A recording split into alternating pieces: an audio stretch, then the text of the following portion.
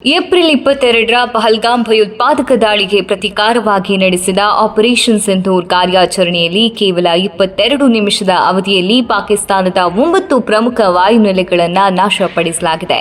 ಸಿಂಧೂರ್ ಬರೂದ್ ಬನ್ ಜಾತಾ high. ಸಿಂಧೂರವು ಬಂದೂಕಿನ ಪುಡಿಯಾಗಿ ಬದಲಾದಾಗ ಏನಾಗುತ್ತೆ ಅನ್ನೋದನ್ನ ಅಲ್ಲದೆ ಇದು ಯಾವಾಗ ನಡೆಯಿತು ಎಂಬುದನ್ನ ಇಡೀ ಜಗತ್ತು ನೋಡಿದೆ. ಅಲ್ಲದೆ ಶತ್ರುಗಳು ಸಹ ನೋಡಿದ್ದಾರೆ. ಭಾರತದ ರಕ್ತದೊಂದಿಗೆ ಆಟವಾಡಿದ್ದಕ್ಕಾಗಿ ಪಾಕಿಸ್ತಾನ ಬೆಲೆ ತೆರಬೇಕಾಗುತ್ತೆ.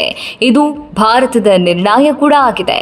ಈ ಗಟ್ಟಿತನದಿಂದ ನಮ್ಮನ್ನ ಅಲುಗಾಡಿಸಲು ವಿಶ್ವದ ಯಾವುದೇ ಶಕ್ತಿಗೆ ಸಾಧ್ಯ ಇಲ್ಲ ಎಂದು ಪ್ರಧಾನಿ ನರೇಂದ್ರ ಮೋದಿ ಹೇಳಿದ್ದಾರೆ. ರಾಜಸ್ಥಾನದ ಬಿಕಾನೇರ್ನಲ್ಲಿ ಸಾರ್ವಜನಿಕ ಸಭೆಯಲ್ಲಿಂದು ಮಾತನಾಡಿರುವ ಅವರು, ಪಾಕಿಸ್ತಾನದ ಸೇನೆ ಮತ್ತು ಆರ್ಥಿಕತೆಯು ಪ್ರತಿಯೊಂದು ಭಯೋತ್ಪಾದಕ ದಾಳಿಗೆ ಬೆಲೆ ತೆರಬೇಕಾಗುತ್ತೆ.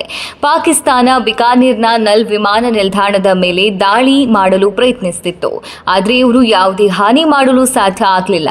ಪಾಕಿಸ್ತಾನದ ರಹೀಂ ಯಾರ್ ಖಾನ್ ವಾಯುನೆಲೆ ಗಡಿಯ ಆಚೆ ಇದೆ. ಅದು ಮತ್ತೆ ಯಾವಾಗ ಕಾರ್ಯನಿರ್ವಹಿಸುತ್ತದೆ ಎಂದು ಯಾರಿಗೂ ತಿಳಿದಿಲ್ಲ. ಅದು ಈಗ ಐಸಿಯುನಲ್ಲಿದೆ. ಭಾರತೀಯ ಸೇನೆಯ ದಾಳಿ ಅದನ್ನು ನಾಶಪಡಿಸಿದೆ ಎಂದು ಪಾಕಿಸ್ತಾನದ ವಿರುದ್ಧ ಅವರು ವಾಗ್ದಾಳಿ ನಡೆಸಿದ್ದಾರೆ. ಪಹಲ್ಗಾಮ್ ದಾಳಿಯ ಗುಂಡುಗಳು ಭಾರತೀಯರ ಹೃದಯ ಚುಚ್ಚಿದ್ವು.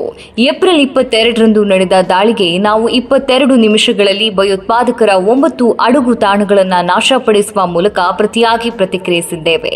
ಭಾರತೀಯರನ್ನ ಕೆಣಕಿದವರು ಮಣ್ಣಾಗಿ ಹೋಗಿದ್ದಾರೆ. ಪಹಲ್ಗಾಮ್ನಲ್ಲಿ ಭಯೋತ್ಪಾದಕರು ಧರ್ಮವನ್ನ ಕೇಳಿ ನಮ್ಮ ಸಹೋದರಿಯರ ಸಿಂಧೂರವನ್ನ ಅಳಿಸಿ ಹಾಕಿದ್ರು. ಪಹಲ್ಗಾಮ್ನಲ್ಲಿ ದಾಳಿ ನಡೆಯಿತು, ಆದರೆ ಆ ಗುಂಡುಗಳು 1.4 ಬಿಲಿಯನ್ ಭಾರತೀಯರ ಹೃದಯಗಳನ್ನ ಚುಚ್ಚಿದ್ವು. ಒಂದೇ ಧ್ವನಿಯಲ್ಲಿ ಒಗ್ಗೂಡಿ ಪ್ರತಿಯೊಬ್ಬ ಭಾರತೀಯರು ಭಯೋತ್ಪಾದನೆಯನ್ನ ಮಟ್ಟ ಹಾಕುವಲ್ಲಿ ಕಲ್ಪನೆಗೂ ಮೀರಿದ ಶಿಕ್ಷೆಗಾಗಿ ಆಗ್ರಹಿಸಿದರು. ಭಾರತೀಯ ಸಶಸ್ತ್ರ ಪಡೆಗಳ ಧೈರ್ಯದಿಂದಾಗಿ ನಾವು ಇಂದು ಗಟ್ಟಿಯಾಗಿ ನಿಂತಿದ್ದೇವೆ.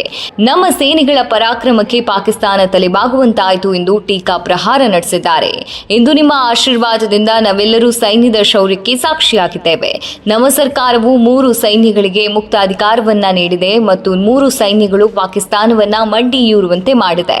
ಪಾಕಿಸ್ತಾನಕ್ಕೆ ಅಷ್ಟೊಂದು ದುರ್ಗತಿಯನ್ನ ನಮ್ಮ ತಡೆಗಳು ತಂದಿಟ್ಟಿವೆ ಎಂದು ಮೋದಿ ಪಾಕ್ ವಿರುದ್ಧ ಅಪ್ಪರಿಸಿದ್ದಾರೆ. ಭಾರತದ ನೀರು ನಿಮಗೆ ಸಿಗಲ್ಲ. ಭಾರತಕ್ಕೆ ನ್ಯಾಯಯುತವಾಗಿ ಸೇರಬೇಕಾದ ನೀರನ್ನ ಪಾಕಿಸ್ತಾನ ಪಡೆಯುವುದಿಲ್ಲ. ಪಾಕಿಸ್ತಾನದೊಂದಿಗೆ ವ್ಯಾಪಾರ ಅಥವಾ ಮಾತುಕತೆ ನಡೆಯುವುದಿಲ್ಲ. ಅದರೊಟ್ಟಿಗೆ ಮಾತುಕತೆಯಾದರೆ ಅದು ಕೇವಲ ಪಿಒಕೆಯ ವಿಚಾರಕ್ಕೆ ಮಾತ್ರ. ಪಾಕಿಸ್ತಾನಕ್ಕೆ ಭಾರತದ ನೀರು ಸಿಗುವುದಿಲ್ಲ. ಭಾರತದ ರಕ್ತದೊಂದಿಗೆ ಆಟವಾಡಿದ್ದಕ್ಕಾಗಿ ಅವರು ಇನ್ನಷ್ಟು ಹೆಚ್ಚು ಬೆಲೆ ತೆರಬೇಕಾಗುತ್ತೆ. ಇದು ಭಾರತದ ನಿರ್ಣಯ ಮತ್ತು ವಿಶ್ವದ ಯಾವುದೇ ಶಕ್ತಿಯು ಈ ನಿರ್ಣಯದಿಂದ ನಮ್ಮನ್ನ ಅಲುಗಾಡಿಸಲು ಸಾಧ್ಯ ಇಲ್ಲ ಅಂತ ಹೇಳಿದರು. ಭಾರತದ ವಿರುದ್ಧ ನೇರ ಹೋರಾಟದಲ್ಲಿ ಪಾಕಿಸ್ತಾನ ಎಂದಿಗೂ ಗೆಲ್ಲಲು ಸಾಧ್ಯ ಇಲ್ಲ. ನೇರ ಯುದ್ಧ ಆದಾಗ್ಲೆಲ್ಲ ಪಾಕಿಸ್ತಾನ ಮತ್ತೆ ಸೋಲನ್ನ ಎದುರಿಸಬೇಕಾಗತ್ತೆ. ಅದಕ್ಕಾಗಿಯೇ ಪಾಕಿಸ್ತಾನ ಭಯೋತ್ಪಾದನೆಯನ್ನ ಭಾರತದ ವಿರುದ್ಧ ಹೋರಾಡಲು ಅಸ್ತ್ರವನ್ನಾಗಿ ಮಾಡಿಕೊಂಡಿದೆ. ಭಾರತ ಪರಮಾಣು ಬೆದರಿಕೆಗಳಿಗೆ ಹೆದರುವುದಿಲ್ಲ ಮತ್ತು ದೇಶದ ಮೇಲೆ ಭಯೋತ್ಪಾದಕ ದಾಳಿ ನಡೆದರೆ ಅದು ಸೂಕ್ತ ಉತ್ತರವನ್ನ ನೀಡುತ್ತದೆ. ಸಮಯ ಮತ್ತು ಯಾವ ವಿಧಾನ ಎಂಬುದನ್ನು ನಮ್ಮ ಸಶಸ್ತ್ರ ಪಡೆಗಳು ನಿರ್ಧರಿಸುತ್ತೆ ಎಂದು ಪ್ರಧಾನಿ ಮೋದಿ ಭಯೋತ್ಪಾದನೆ ಹಾಗೂ ಪಾಕಿಸ್ತಾನದ ವಿರುದ್ಧ ಗರ್ಜಿಸಿದ್ದಾರೆ. ದೇಶದಲ್ಲಿ ರಕ್ತವನ್ನ ಹರಿಸಿದವರು ಇಂದು ಪ್ರತಿಯೊಂದು ಹನಿಯನ್ನ ಲೆಕ್ಕ ಹಾಕಿದ್ದಾರೆ. ಭಾರತ ಮೌನವಾಗಿರುತ್ತೆ ಎಂದು ಭಾವಿಸಿದ್ರು. ಇಂದು ತಮ್ಮ ಮನೆಗಳಲ್ಲಿ ಅಡಗಿಕೊಂಡಿದ್ದಾರೆ. ತಮ್ಮ ಶಸ್ತ್ರಾಸ್ತ್ರಗಳ ಬಗ್ಗೆ ಹೆಮ್ಮೆ ಪಡ್ತಾ ಇದ್ದವರು ಇಂದು ಅವಶೇಷಗಳ ರಾಶಿಯಡಿಯಲ್ಲಿ ಹೂತು ಹೋಗಿದ್ದಾರೆ ಎಂದು ಪ್ರಧಾನಿ ಮೋದಿ ಪಾಕಿಸ್ತಾನದ ವಿರುದ್ಧ ಲೇವಡಿ ಮಾಡಿದ್ದಾರೆ.